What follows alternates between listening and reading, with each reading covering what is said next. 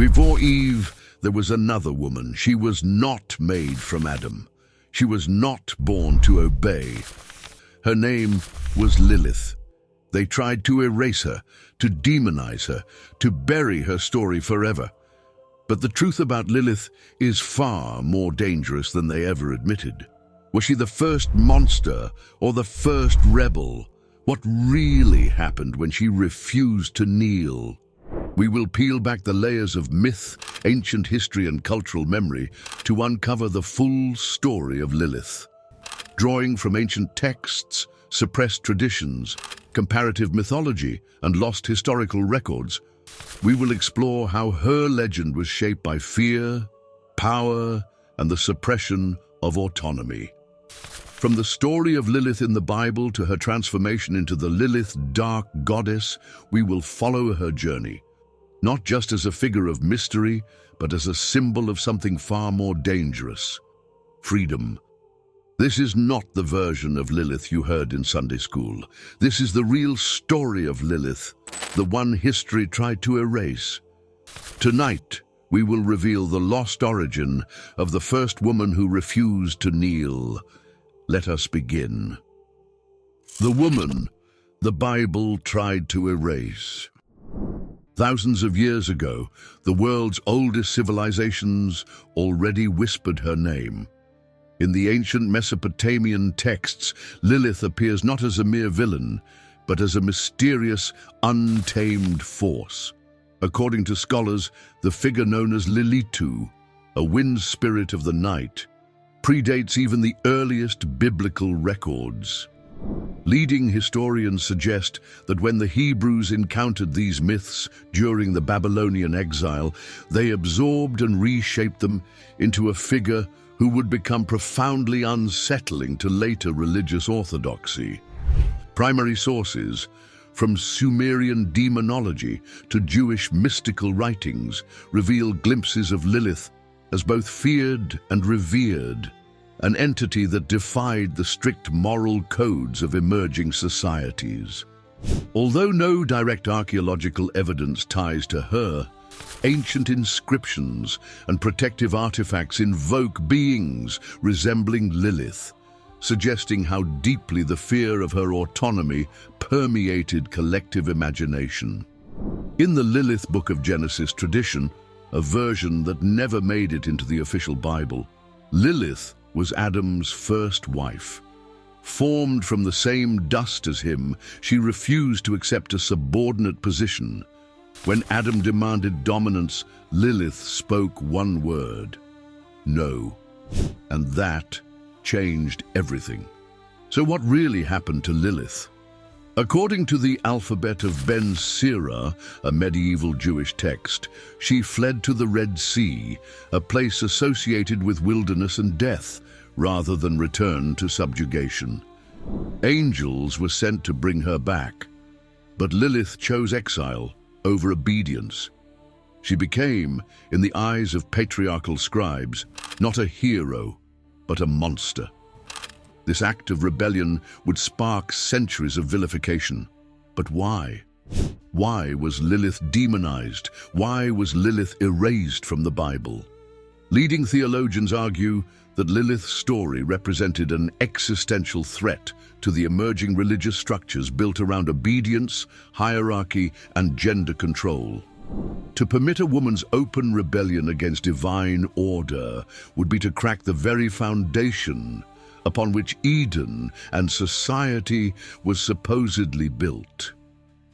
Thus, Lilith was transformed. From an equal, she became a demon. From a woman, she became a Lilith Mother of Demons, accused of birthing legions of monsters and blamed for harming infants. Fear replaced understanding. Lilith's presence in Christianity is more shadow than substance. Although the canonical Bible never names her directly, early Christian theologians often associated her with spirits of temptation and sin. Over centuries, Lilith became entangled with the imagery of succubi, night spirits who seduced men in their dreams. In medieval Christian mystical traditions, Lilith was often portrayed as the consort of Satan or the queen of demonic forces opposed to divine order. Yet unlike Jewish folklore, Christianity pushed Lilith even further into obscurity, erasing her humanity completely and reducing her to pure evil. This silence, this deliberate forgetting speaks volumes about the deep unease her story provoked. Hatred replaced memory. Is Lilith a demon? According to the myths that survived, yes, but historical analysis paints a more complex portrait.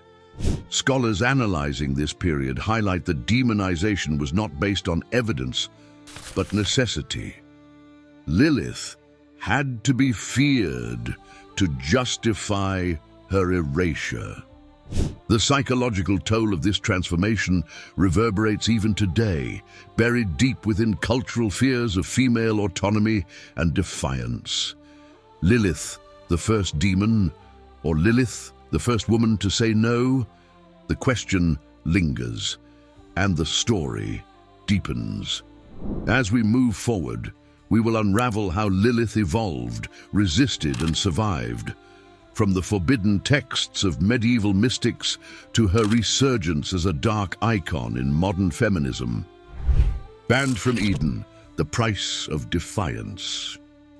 Lilith's decision shattered the perfect illusion of Eden. In a world designed for obedience, she dared to choose herself, and for that, she paid the ultimate price. According to the story of Lilith in the Bible, traditions, and apocryphal sources, Adam pleaded for her return. God dispatched 3 angels, Senoi, Sansanoi, and Samangelof, with an ultimatum: submit to Adam or face devastating consequences. But Lilith refused. As punishment, she was condemned to sorrow and loss, a cruel fate meant to break her spirit. Lilith, the woman who had once demanded equality, was now branded the mother of demons. But what if the greatest demon Lilith unleashed was not herself, but an idea that never died? Historical consensus continues to evolve, but current findings point to a disturbing pattern of systemic repression. Drawing from archival records and academic research, scholars have noted that demonizing figures like Lilith served a dual function. It punished rebellion and deterred future insubordination.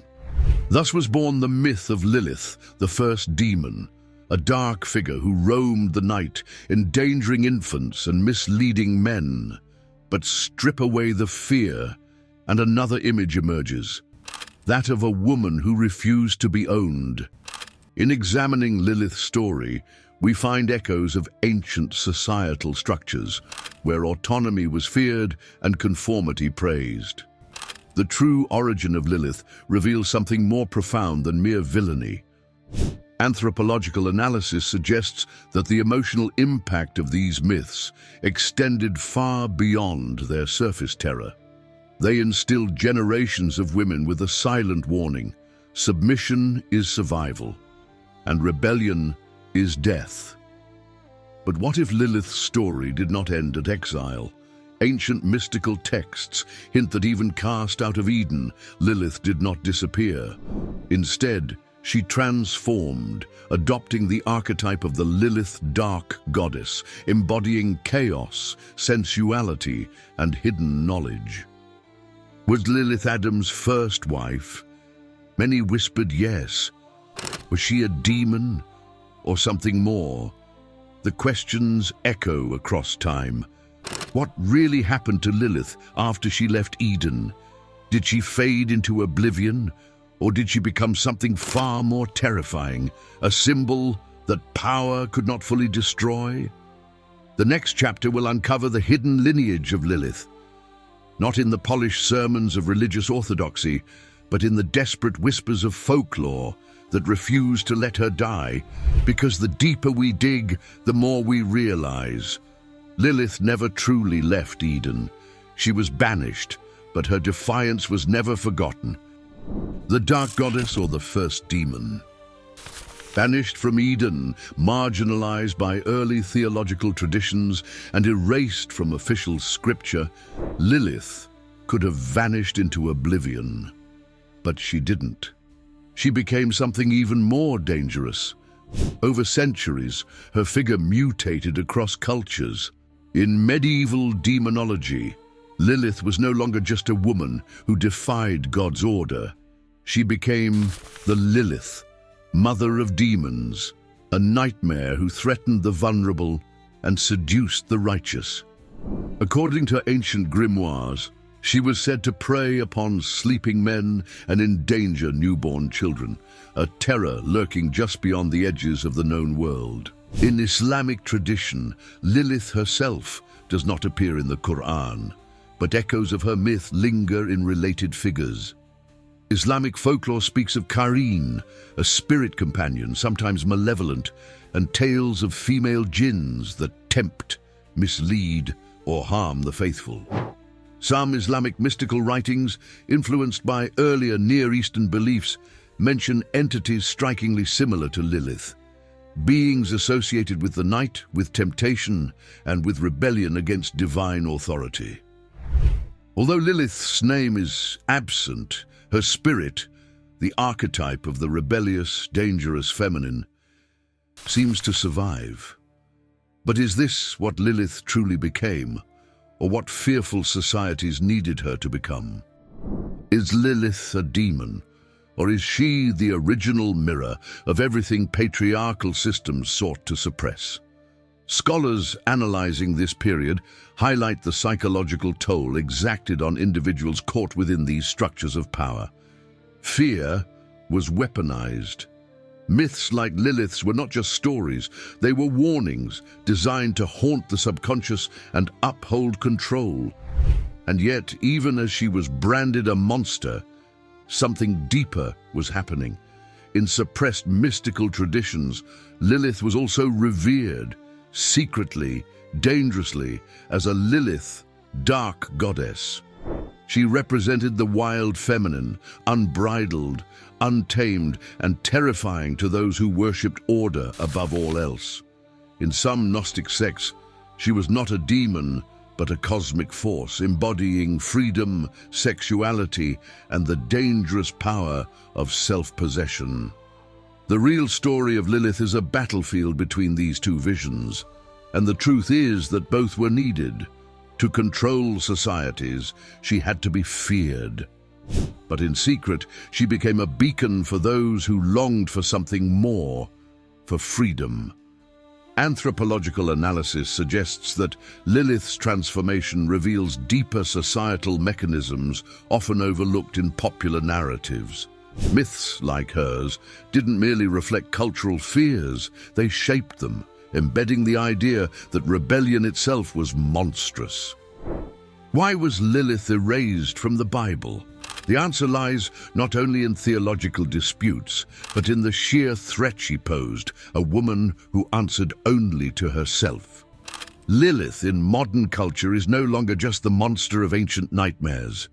She has been reinterpreted as a feminist symbol, an icon of resistance, and a reminder that the stories we tell about women's defiance often reveal more about the storytellers than about the women themselves.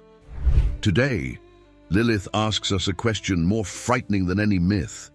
What if the true evil was not her refusal, but the world's refusal to let her exist on her own terms? In the next chapter, we will see how Lilith survived centuries of demonization, and why the world could never quite silence her name. If you're still watching, you're part of a rare group questioning everything we were taught.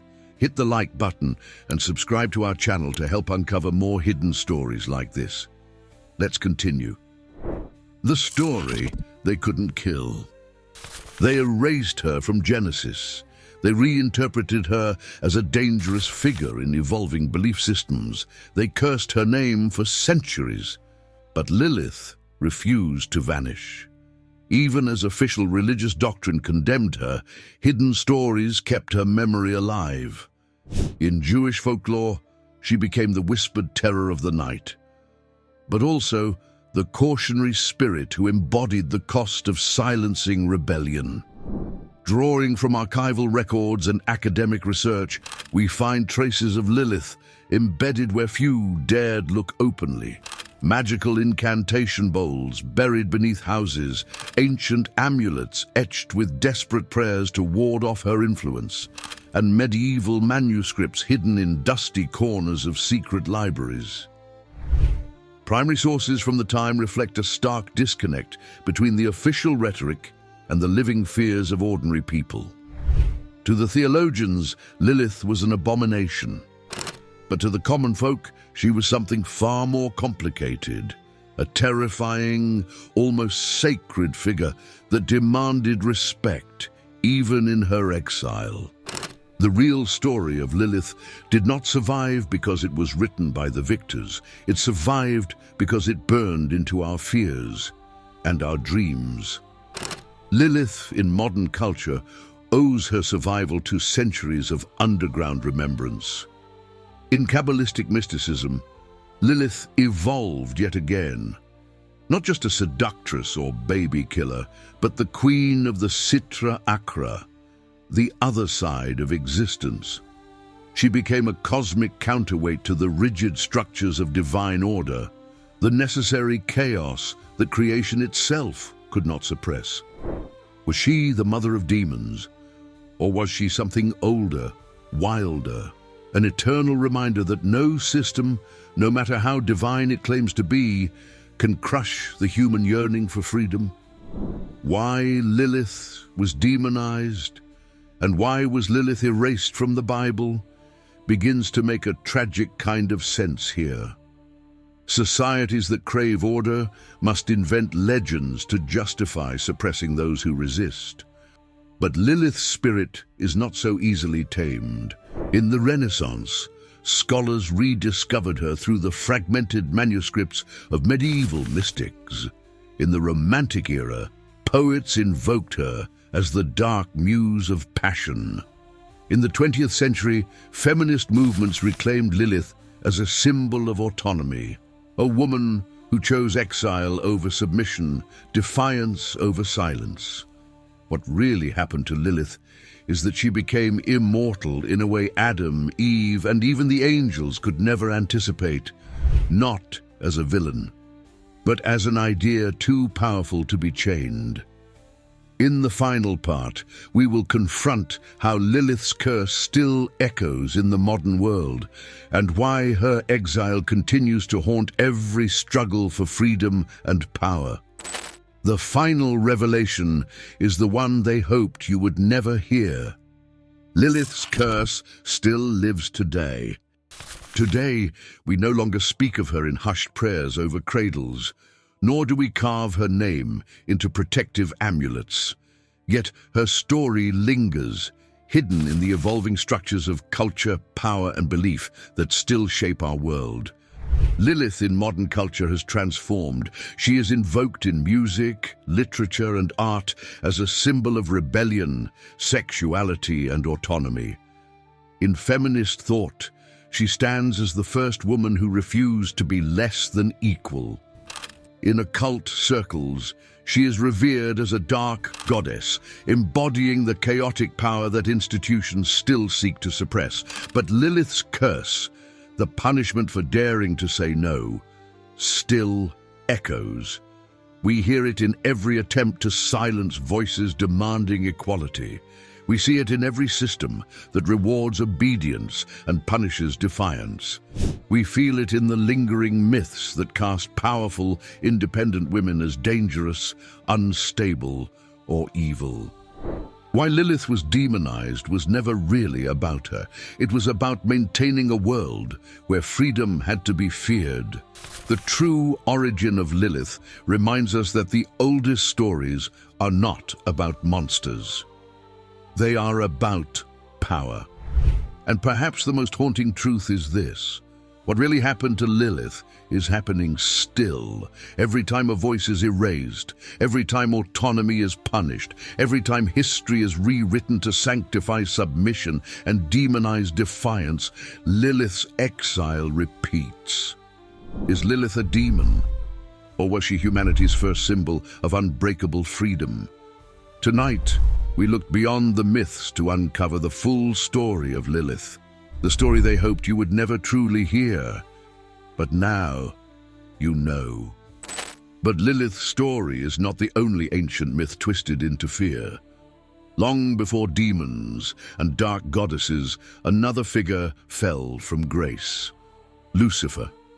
Once known as the brightest of angels, he too chose rebellion over submission and was cast out, vilified, and forgotten.